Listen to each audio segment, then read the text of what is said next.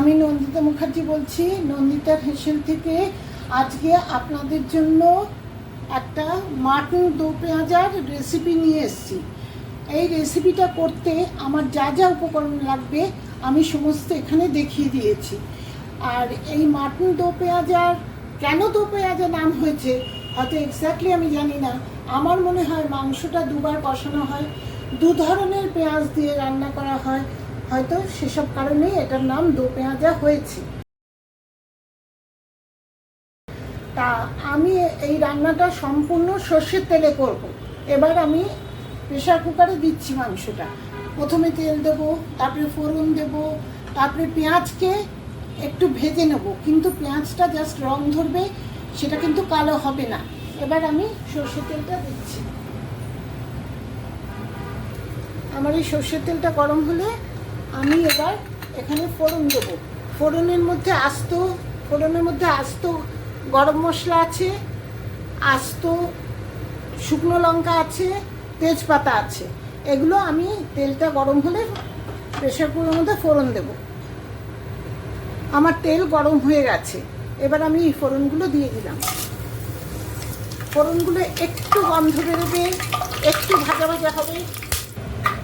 এবার আমি এখানে কুচনো পেঁয়াজটা দেবো। কুচনো পেঁয়াজটা একটু ভাজা ভাজা হবে, কিন্তু সেটা পুড়ে যাবে না, এখানটায়। এবার আমি 2 চামচ মতো রসুন বাটা দিলাম। রসুন বাটাটা একটু ভাজা ভাজা হবে হলে আমি আদা বাটা দেবো। রসুনটা ভাজা ভাজা হবে, তারপরে আমি আদা বাটা দেবো। আমার পেঁয়াজ ভাজাটা কিন্তু হয়নি। আমি রসুন বাটাটা দিলাম। আমার রসুন বাটাটা একটু ভাজা হলে আমি আদা বাটা দেবো। আর আমার পেঁয়াজটা কিন্তু পুরো লাল হয়ে যায়নি, একটু রং ধরেছে। এবার আমি 3 চামচ আদা বাটা দিচ্ছি। আমি 3 চামচ আদা বাটা দিলাম। আদা বাটার সাথে সাথে এবার নুনটাও দেবো।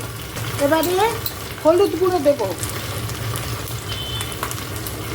2 চামচ মতো হলুদ গুঁড়ো দিলাম। এবার এটাকে একটু নাড়াচাড়া করে আমি অন্যান্য মশলাগুলো দিয়ে দেবো। এবার ধনে গুঁড়ো, জিরে গুঁড়ো, এটা আমার মেশানো আছে, এটা 3 চামচ মতো দিয়ে দিলাম। এবার দিচ্ছি রঙের জন্য কাশ্মীরি লঙ্কার গুঁড়ো। পাঠা মাংস একটু ঝাল না হলে ভালো লাগে না, তার জন্য লঙ্কা গুঁড়ো, লাল লঙ্কা গুঁড়ো। এবার আমি এটাকে কষাবো, সামান্য একটু জল দেবো, দিয়ে এটাকে কষাবো। এবার আমি মাংসটা দেবো।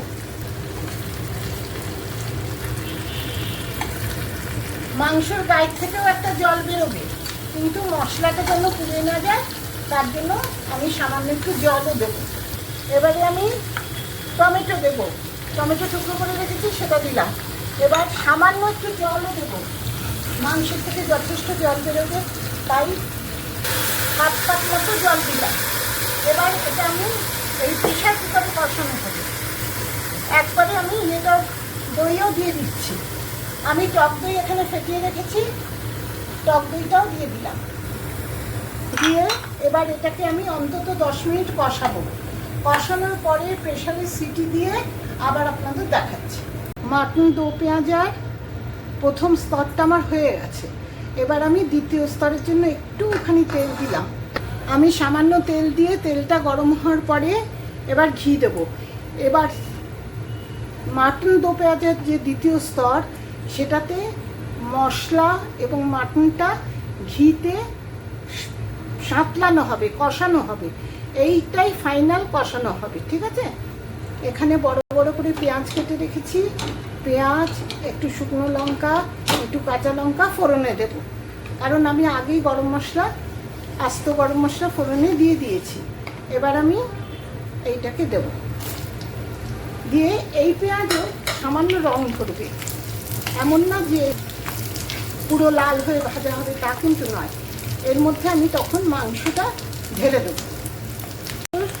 দো পেঁয়াজার সেকেন্ড যে স্টেপটা, তার পেঁয়াজ, একটু কাঁচা লঙ্কা, একটু শুকনো লঙ্কা ভাজা হয়ে গেছে, এগুলো সব ঘিতে ভাজা হয়েছে। এবারে এই মাংসটা কিন্তু এই ঘিয়ের মধ্যে কষানো হবে। এটা হচ্ছে দ্বিতীয়বার কষানো। মাংস কিন্তু সেদ্ধ বা মশলাটা হয়ে গেছে, মাংস 90% হয়ে গেছে। এবার এইটা দ্বিতীয়বার কষবে। এই ঝোলটা কষে গেলেই আমি এটা পরিবেশনের জন্য দেখাতে পারব। দই পেঁয়াজা পরিবেশনের জন্য সম্পূর্ণ তৈরি হয়ে আছে। এই দই পেঁয়াজা রেসিপি আশা করি আপনাদের ভালো লাগবে। যদি ভালো লাগে আমার সঙ্গে থাকবেন, আমার চ্যানেলটাকে লাইক করবেন, শেয়ার করবেন। আর এই দই পেঁয়াজাটা আপনারা সকলে অন্তত একবার বানিয়ে খেয়ে দেখবেন।